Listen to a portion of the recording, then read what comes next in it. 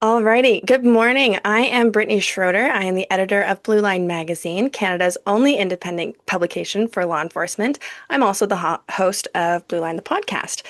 I'd like to welcome you all to today's webinar, Digital Evidence Overload, Managing the Digital Tsunami.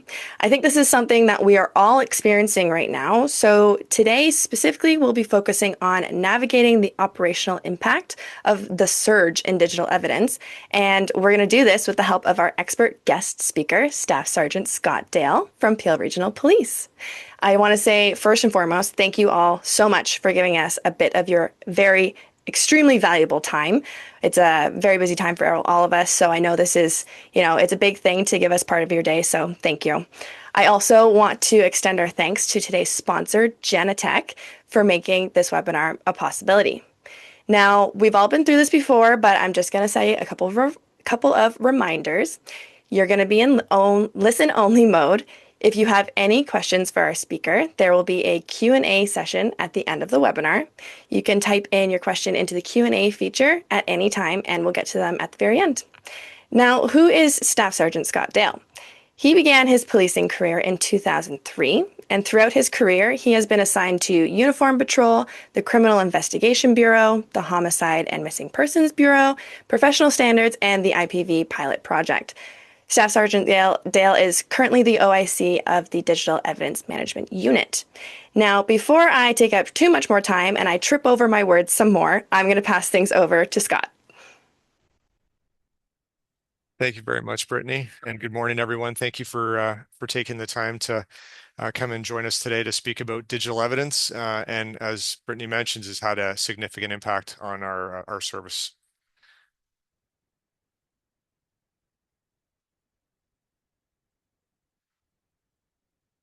So, just a little bit of a background on who we are at Peel here. And in November of 2021, we began our rollout of our body cams to our frontline officers. We started with super users, if you will, and then that expanded into until the entire platoon and the entire service was outfitted from in the frontline role. And in November of 2021, we went fully operational after our training had been completed. And in October of 2022, I joined what was the BWC project as the OIC, which, as you can see, we returned operational in January of 2023.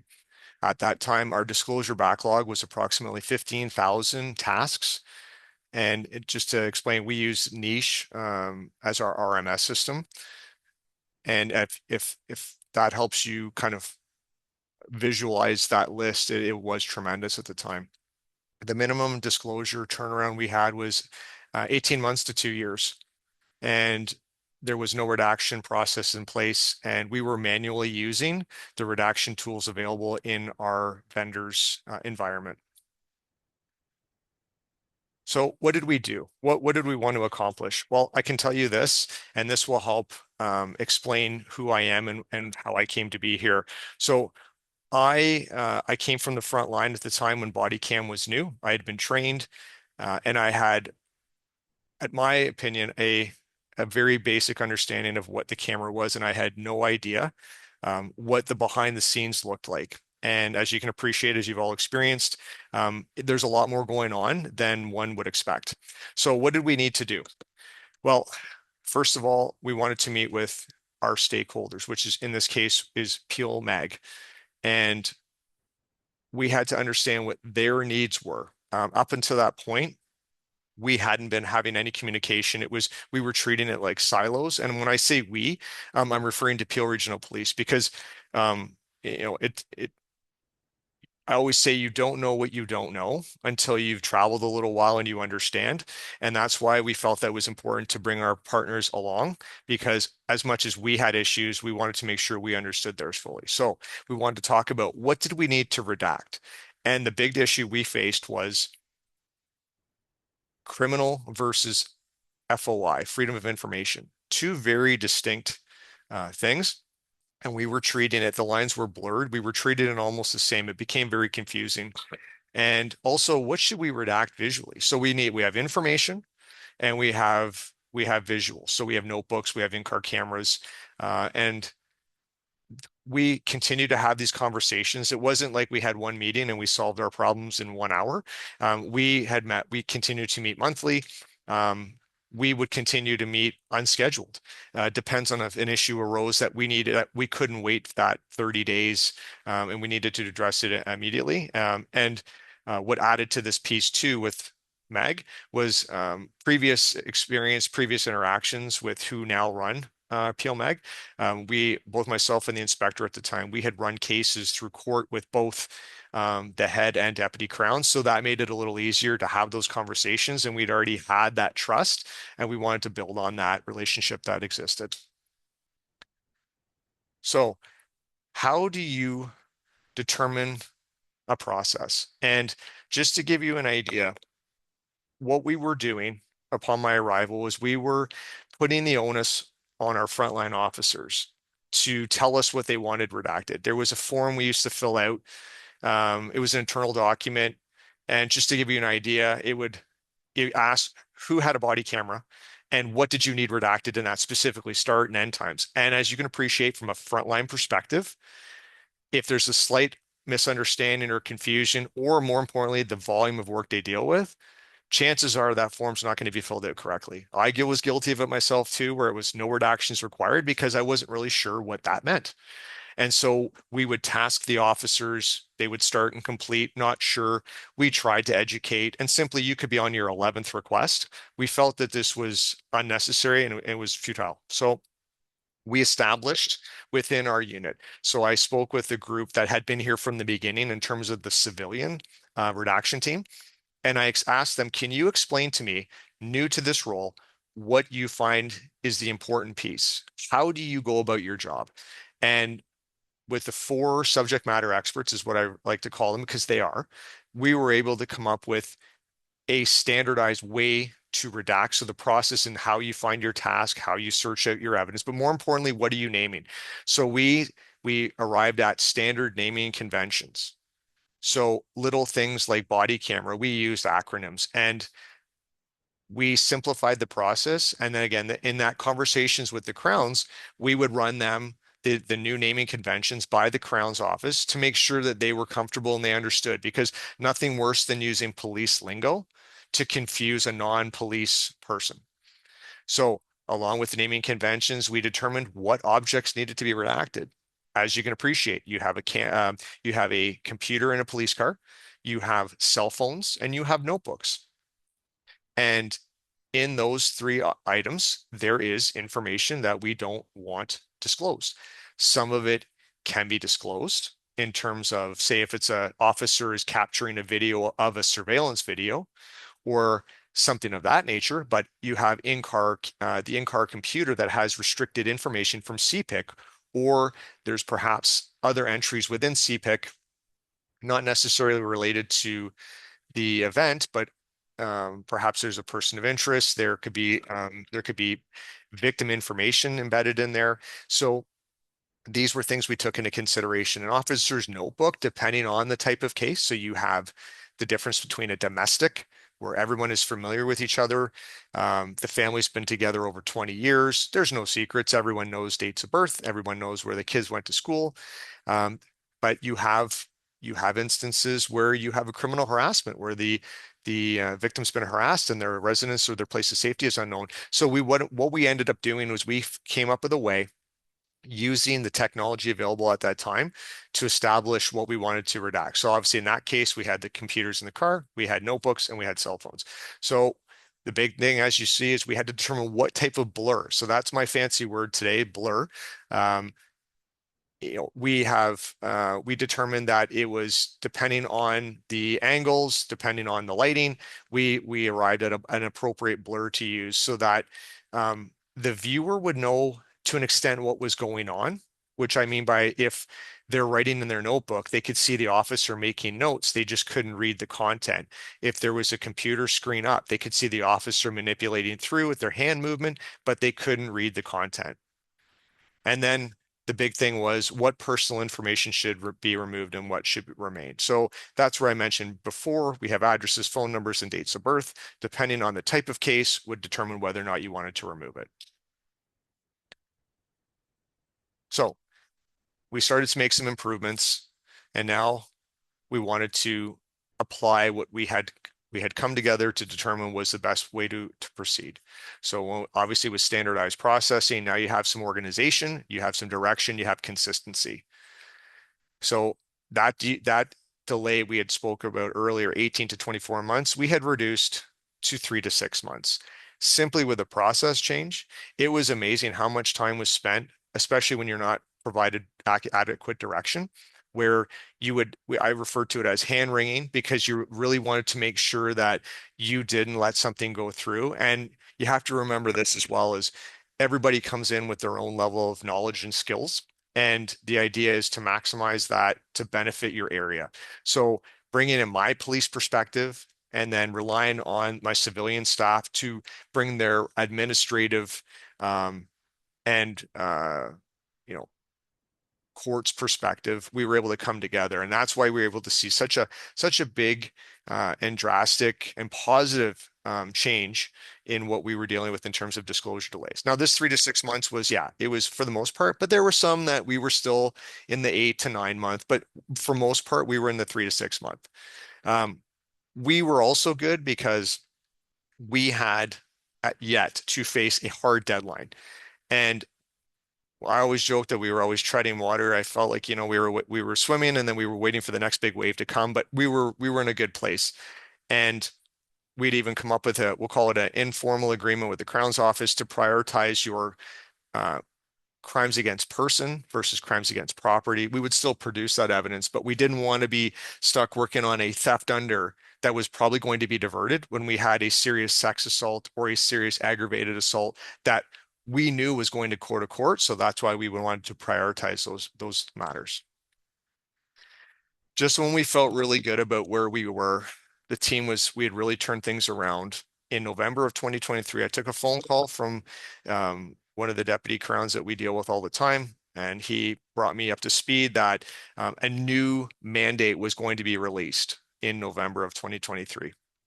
What this meant was stricter deadlines and that there was a requirement to have substantial disclosure within the 12-week mark. And anybody is familiar with the current protocol that was released in February, you can start to see the familiarity with this 12-week mark. The idea was to have that Crown was supposed to have that substantial material so that they can make a determination after reviewing whether or not it would either go the way of a trial or continued process, or the charges would be stayed, withdrawn, or pled out to. And this mandate, although when we look back on it now, wasn't as strict as our current mandate, this significantly impacted how we were going to operate in terms of providing disclosure within those timelines that they had outlined in the mandate. We started to discuss what can we do to meet the disclosure requirements.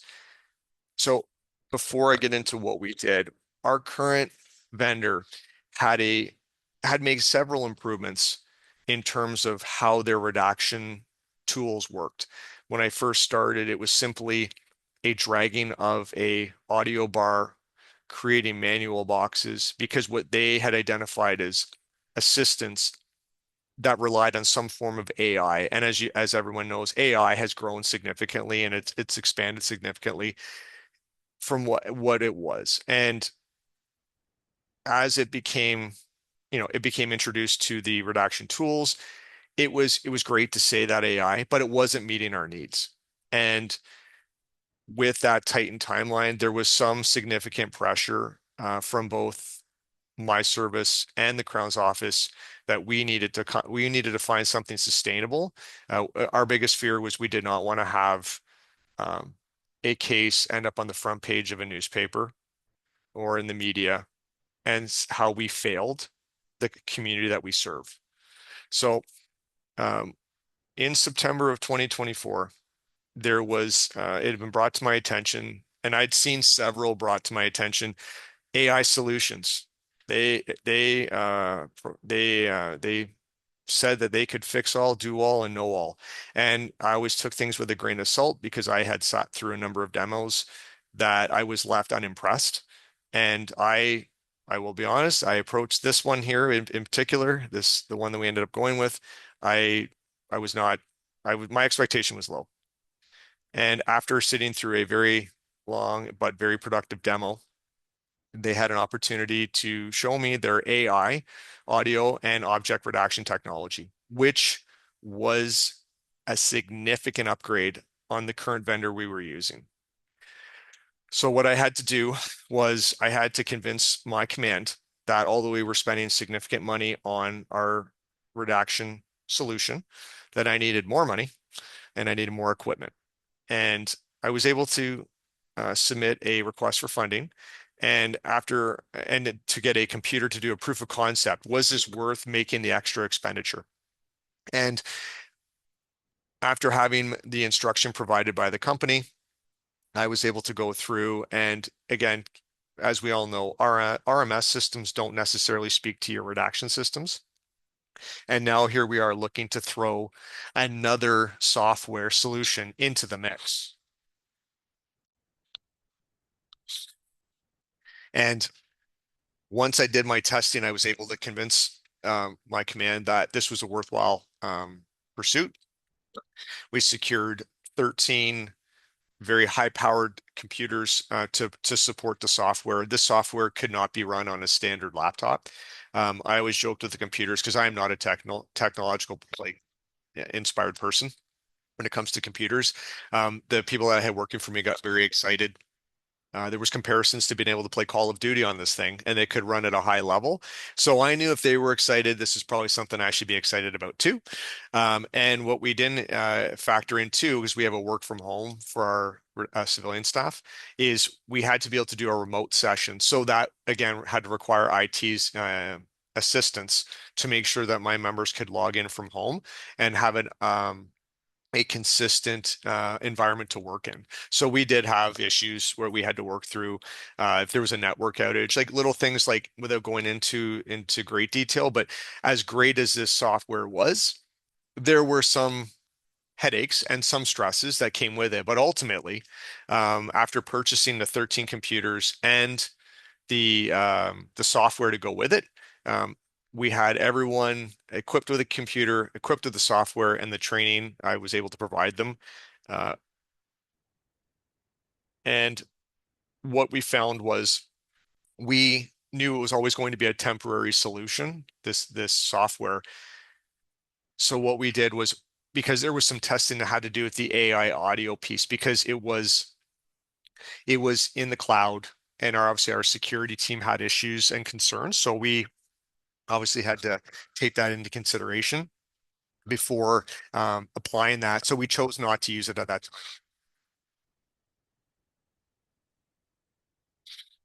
You'll have to excuse me. It's very dry in my office, so I'll have to be taking a sip of water here and there. Um, Applying the new software, and we incorporated the this into our process. So our redactors, great group of people. We have 10 full-time members, and again, when they're focused, when they buy in, they are all in, and they were able to help us get this off the ground and make it a very positive and productive experience. So just to give you some ideas. So when we first started, as mentioned, we had 15,000 backlogged tasks. We obviously got that number, it came down. We were always hovering. We could never, like we were treading water, as I said, we were always hovering. We just couldn't seem to get that break. So in February of 2024, the staff was trained up and equipped with the new software and the high-end computers, incorporating that with our current process. We went from February until April of 2024. We went from 5,000 plus tasks to just over 500. And I was so impressed with one, how the team embraced the new technology. I was actually terrified as well because I thought for that moment, what have I done? I had promised these people I wasn't taking their job, and here we are looking for stuff to do. What was interesting about this moment before I move on to the next slide was this 500 that we hovered at. This was urgent, critical requests. This now gave us an opportunity to expand our process, reach out to our partners, and try and get ahead of those matters that were before the court. And this was a huge game changer for us. So, as you can appreciate, the word got out. Peel had found a way to battle the backlog.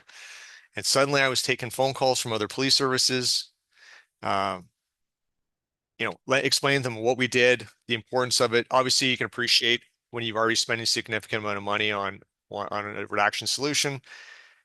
The question is it worth the expenditure? We had just proven it was.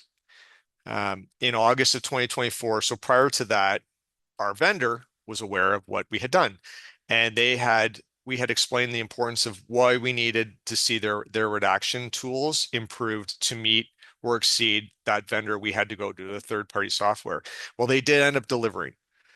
So in August of 2024, our vendor did present us with a solution that did exceed the quality and efficiency that we had found in that third-party software. And our team ended up returning exclusively to our vendor using their technology, which actually saved us. Just to give you an idea, before I get to the next piece, which is where it gets scary, is when we were using our current vendor, everything was within the cloud and in that environment. When we had to go to the other software, we had to start downloading evidence and then processing it in that software. And then when it was complete, we had to upload it back into our redaction environment. As you can appreciate, storage becomes an issue from a cloud. I mean, yes, it's the cloud, but we ultimately pay for that. So that particular vendor, anything that is related to that company, they didn't charge you for. But now we get into that question of you're generating third-party evidence. Although it's just a copy of the original, the system didn't recognize it. So you can appreciate if we had have decided to go long term or something had changed in our contract, this could significantly impact pricing and potentially our cost in terms of the contract itself. Now, we had a mandate in November of 2023. There was a touch up in 2024 that built on that one, which wasn't significant, but we were now operating as efficiently as we could. We had the technology available to us. And in December of 2025, I was notified that there was a new protocol coming and it was going to be a tighter version of what November 2023 was, and it was going to have a significant impact on police services and the Crown's office.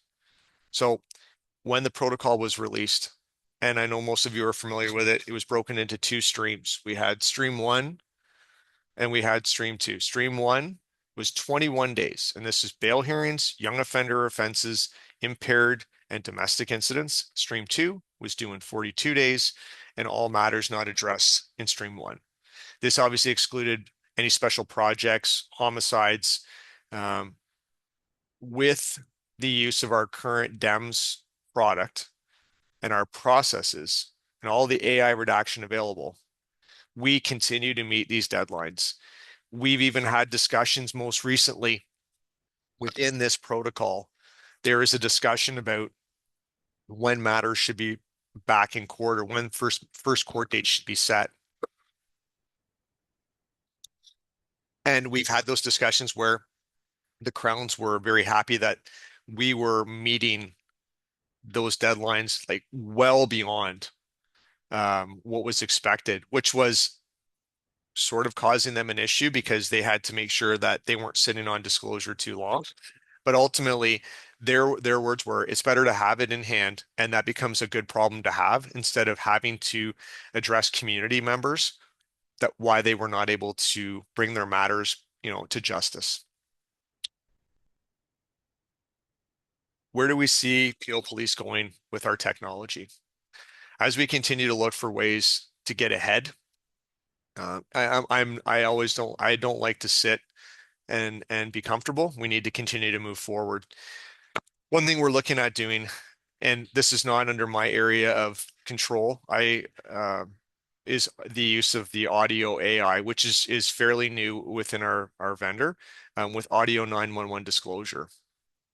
Uh, we at Peel Police, and this is from the chief, who is very progressive, innovative, and it's been a great experience. And I can say this not because I'm going to gain anything from it, but it is a huge benefit to our organization and myself and my area to have that support, because there's always talk about doing more with less. Obviously, our current financial situation within, the province, the country, there's a lot of uncertainty. So the idea is let's see what we can do without having to ask for more money or ask for more people. Let's leverage the technology that we do, and that's why it's been a great experience.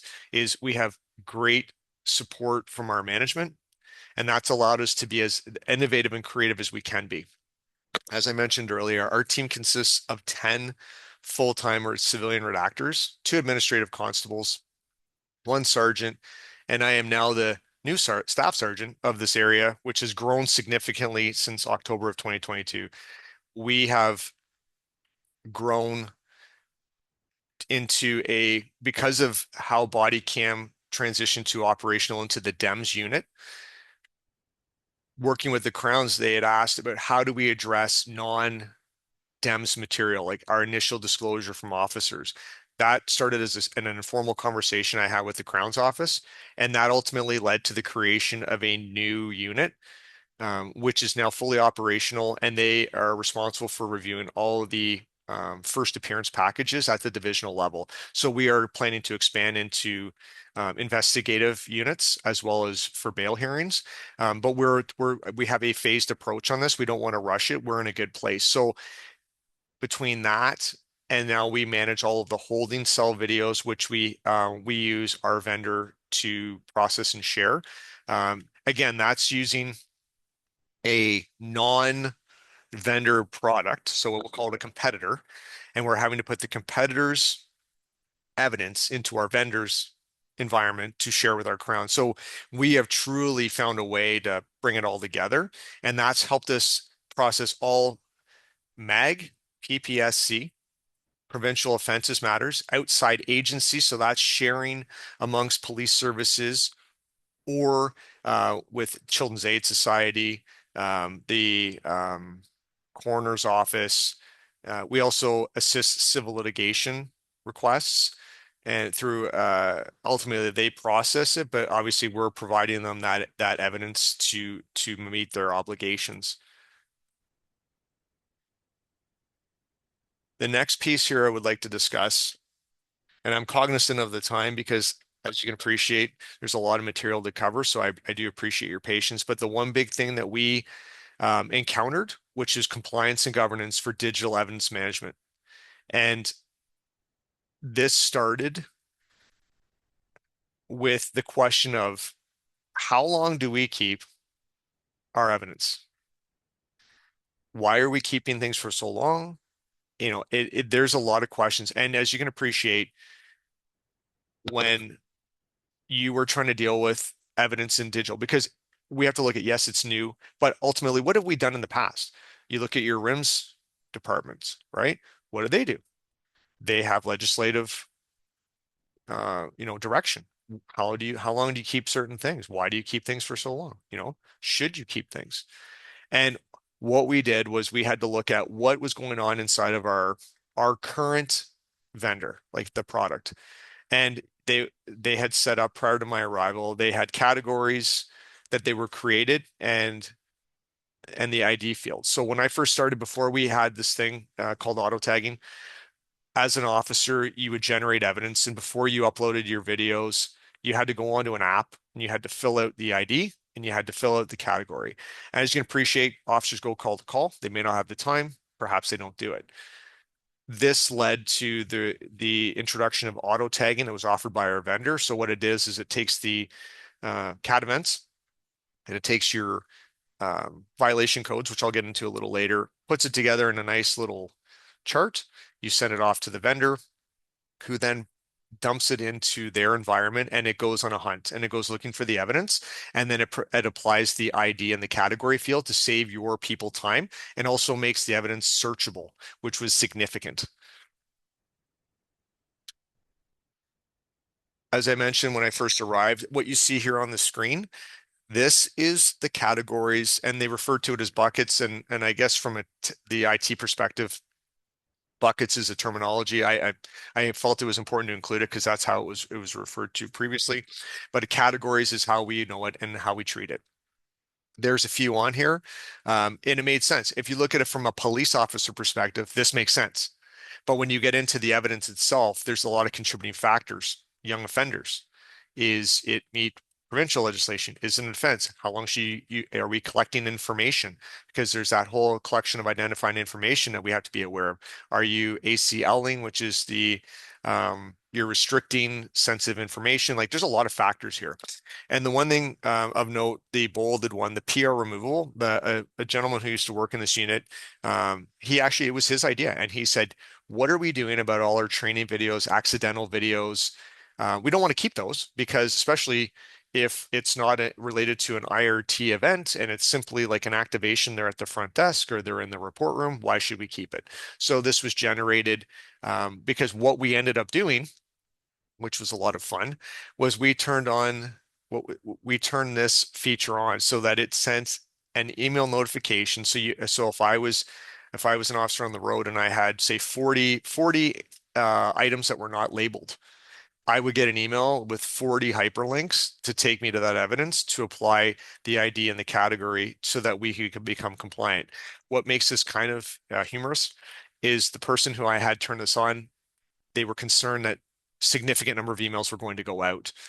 And I said, it's okay. Your name's on it. I have nothing to worry about.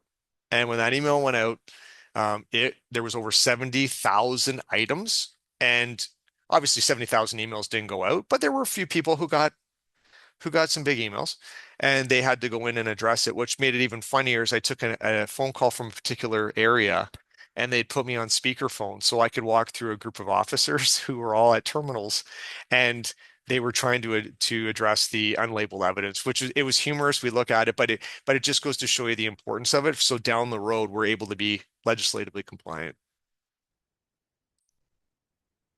And with those original categories, we had to really explore what and how we were going to categorize stuff. As I mentioned, there are contributing factors as to how things should be labeled. We knew that the groups that we had were not going to meet our needs because there was a lot of conflicts that were generated. Retention duration. So things that I had to figure out was how long do we keep things? How long? And ultimately, our service made a very good decision because this hadn't been decided. They couldn't make a determination. They relied on until manually deleted. So this is an option within our DEM system. And this is obviously Chiefs Management Group in-house counsel felt it was important to retain that evidence until we could responsibly manage it. And this is where this became the whole uh, uh, this exercise was significant in terms of applying retention. So in policing, we have NRA, right? Necessary, risk effective, and acceptable, right? We didn't want to retain records, right? Too long or not long enough because that creates risk and liability. In order to innovate, you must understand your subject to achieve the desired result. I'm very proud of this. I did not chat GPT this. This is mine. And in consultation with RIMS unit, so this is the important part too, and I found this was very helpful, is that you have to understand what you don't understand. So you have to go to the subject matter expert. So what better way to do that than talk to RIMS themselves? So they introduced me to two documents, the records classification scheme and the records retention schedule. And what I had to do is I had to review this, and thankfully they directed me to the more appropriate areas to focus my attention on. Otherwise, these are lengthy documents. I never would have made it through, and that's why the subject matter expert inclusion is important. So now that I had these documents, I've reviewed them. I truly now had to understand what I was collecting. And that's where the accuracy of retention was going to be so important, is making sure that I made the correct categories with the proper retention schedules. So as I mentioned earlier, there's CAD and UCR events, which is violation codes. And what it does is obviously CAD starts the event and then the violation codes are added to it as the report is generated. And there's updates it adds layers. So can think of it, you're always adding to it to make sure that you have the most appropriate retention schedule applied. So for example, we have an event that starts as a disturbance, it escalates to an assault, and now you have a homicide. Three very different retention periods. It's going to default to homicide because it's the highest, if you will. So it's event year plus 80. So you would see three layers on that.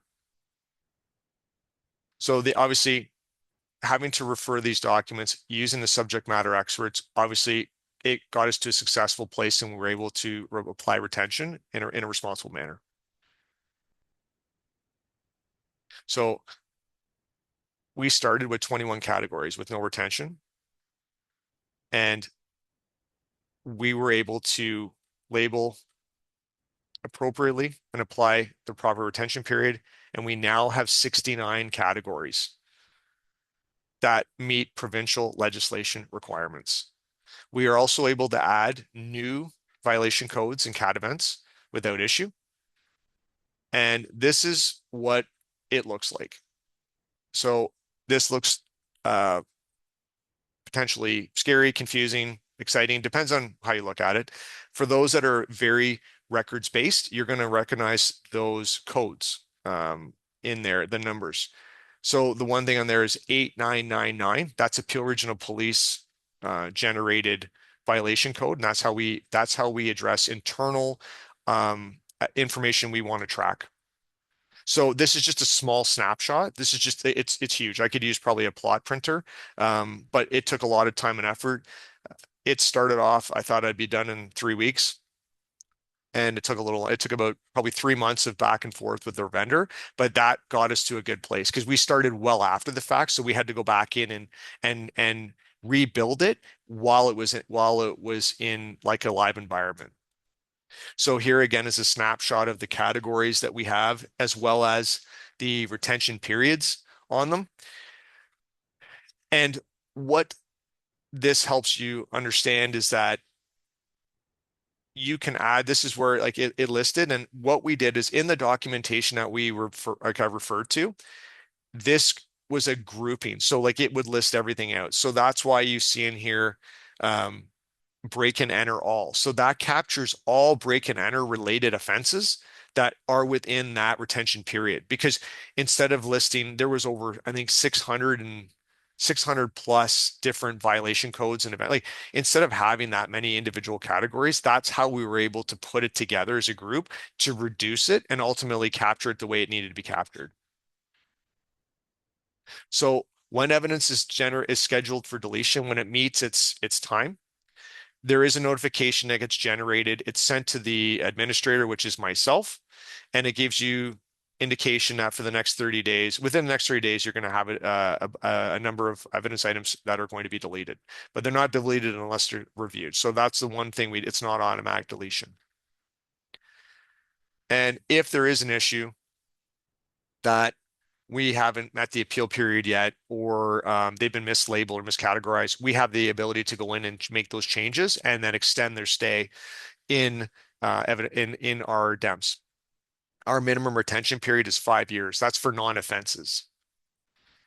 And the reason we do that is it meets any kind of SIU or civil litigation or LECA, which is our law enforcement complaints agency, which is the other governing body that we report to or we're responsible for, or to, sorry. Um, what about uncategorized evidence? So what's interesting is when we started this new journey to apply proper retention, there are several items that are unlabeled and not evidence. And that's where that email going out to those officers is important.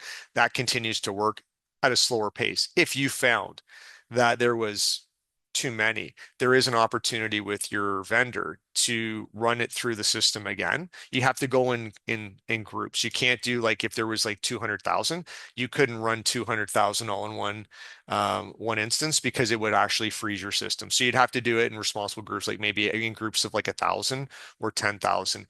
We haven't done it because we found that this current process, and then we have to look at like, is there an urgency to it? No, because it's still searchable and it's not being deleted.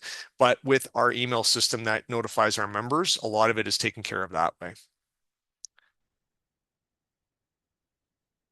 So our retention periods, they mirrors what is our mirrors our current RMS retention policy. Consistency, transparency, and accountability are achieved.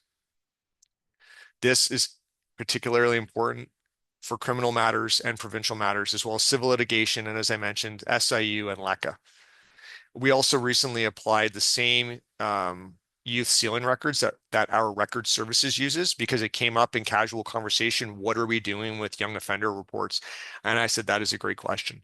So I went again and I sought out the subject matter experts, which they generate a monthly report. We simply receive that report. We go into our DEMS and we find that evidence and we simply restrict it so that it's not available to anyone like any other YO record would not be available to someone within that particular environment. What did we learn is that it is important to have retention either in place before you get going, or if you were like us and you apply it after, is to do it as quickly as you can. And retention and the auto tagging is important and it reduces the risk and liability. It also prevents your service, as we mentioned earlier, from hanging on to information too long or not long enough, which again, you could violate a number of, you know, legal and legislative violations like we're all familiar with within our different provinces. And applying the retention to your DEMS will ensure you're legislative and legally compliant. And I want to thank you very much for hearing what we've done here at Peel Police. Again, I don't pretend to be the subject matter expert, but we've experienced a lot that hopefully what we've talked about today will help assist you in some form as you continue to deal with this always growing, ever changing, and always evolving process that has now become part of our everyday life. Fantastic. Scott, thank you so much for sharing all of that with us and giving us some insight into what PRP is doing. You've mentioned that you could talk on this for hours and fall down the rabbit hole, and I see it and how we've just like barely scratched the surface on this topic. So just a big thank you for sharing all of that with us. All right. We received quite a lot of questions during registration and then also during the presentation as well. So I'm going to dive in and hopefully I can get to as many as possible. The first one I'm going to ask is, what role does an officer's digital literacy play in their ability to respond to calls involving digital evidence?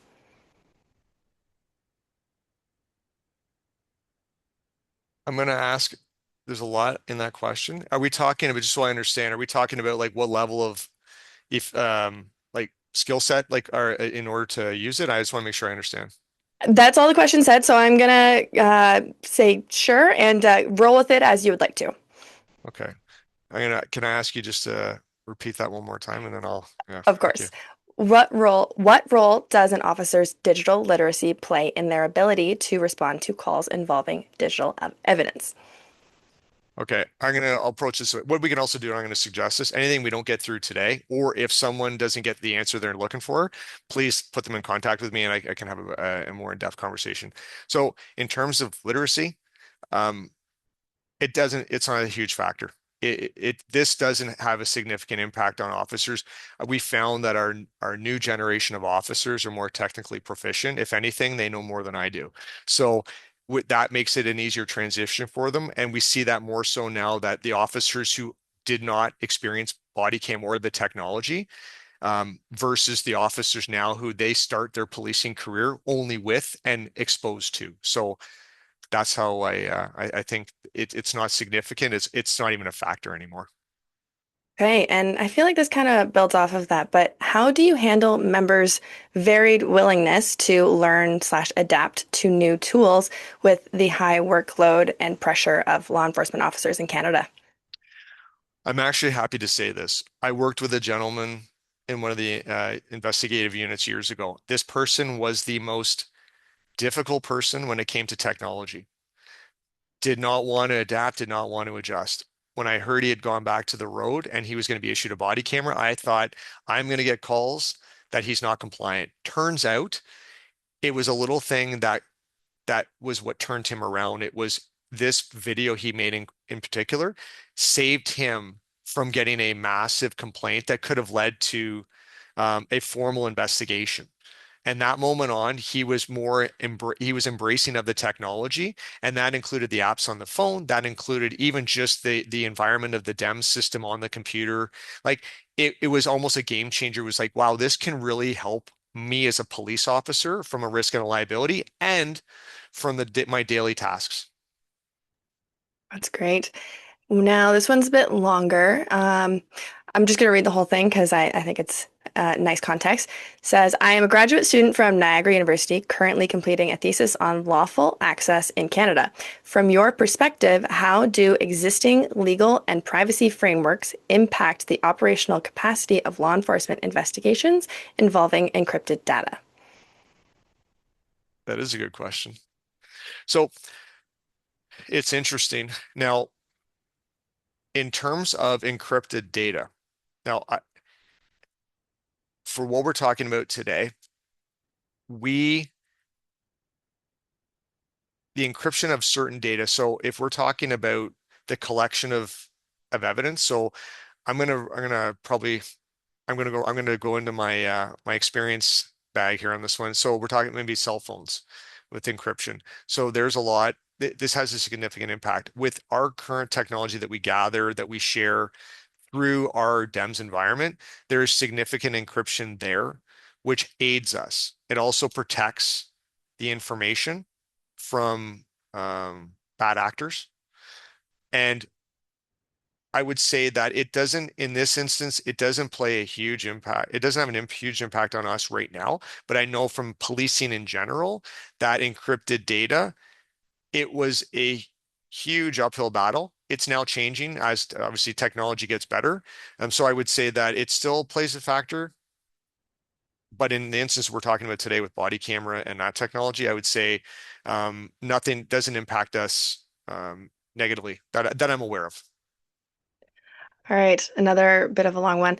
Understanding that there is risk and liability with data retention, what is your perspective on the potential, if Bill C-22 would pass, to have 1 year of metadata retention?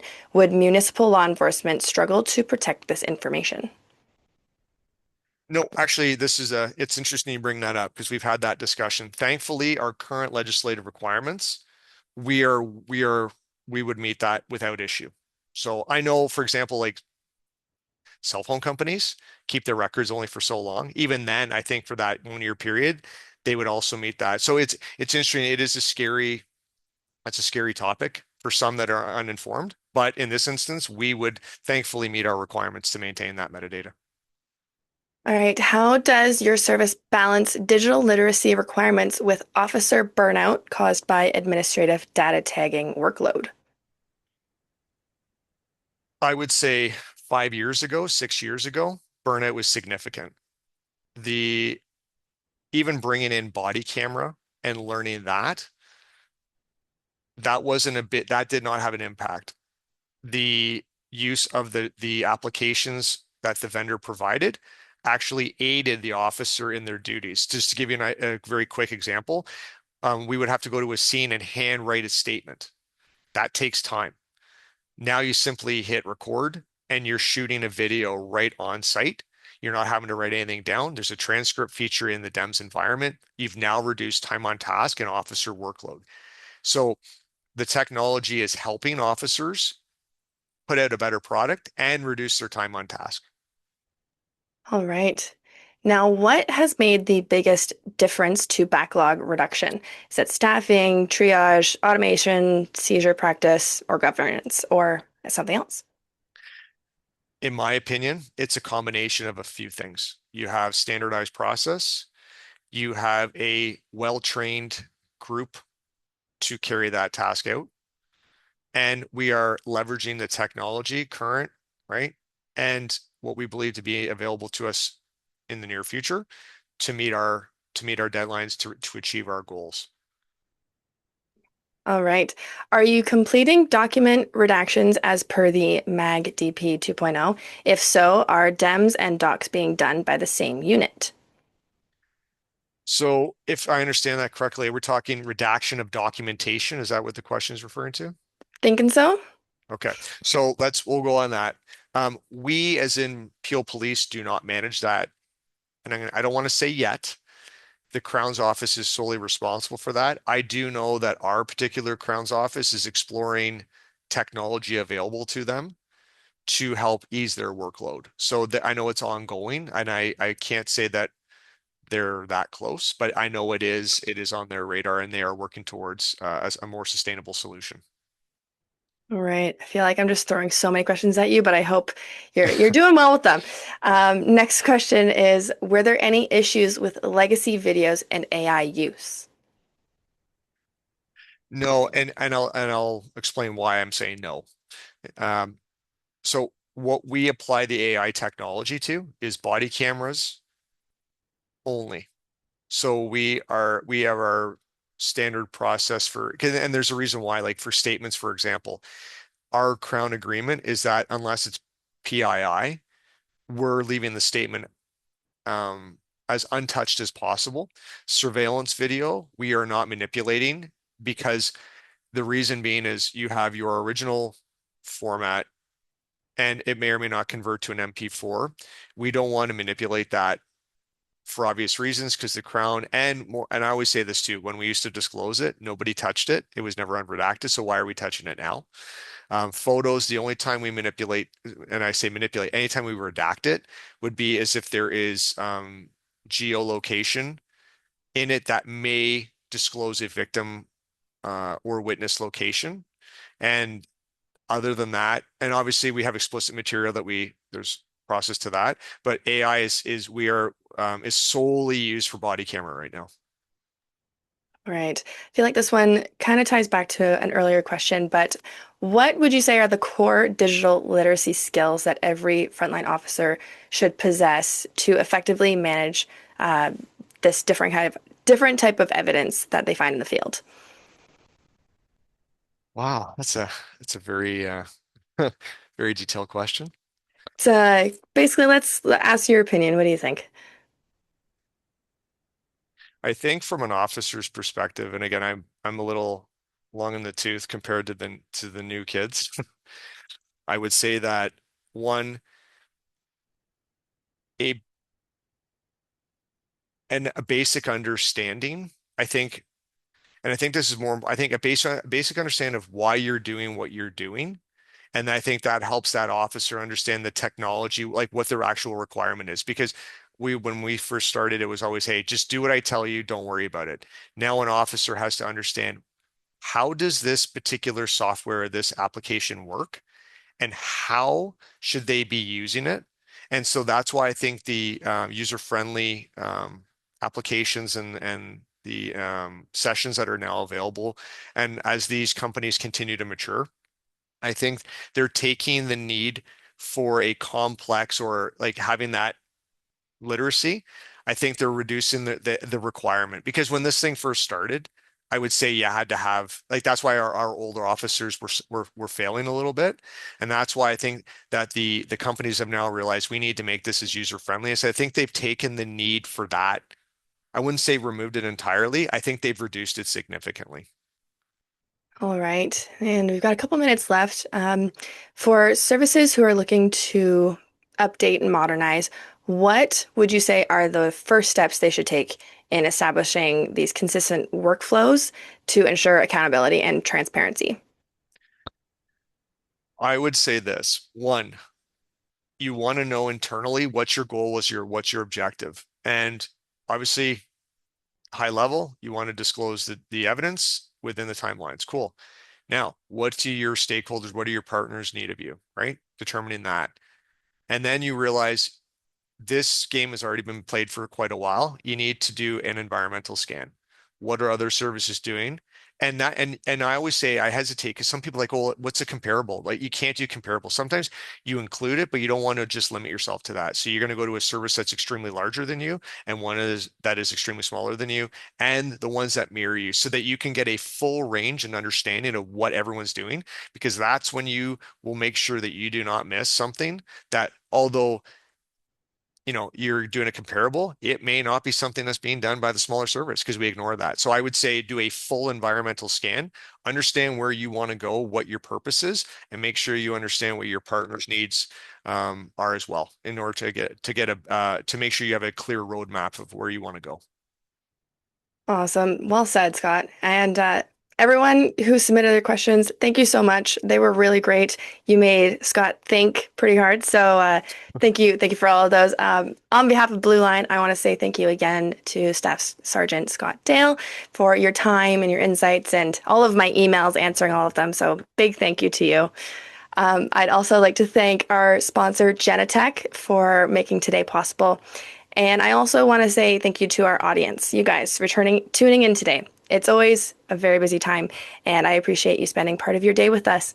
Again, I am Brittany Schroeder, and I hope you have a great day and stay safe out there.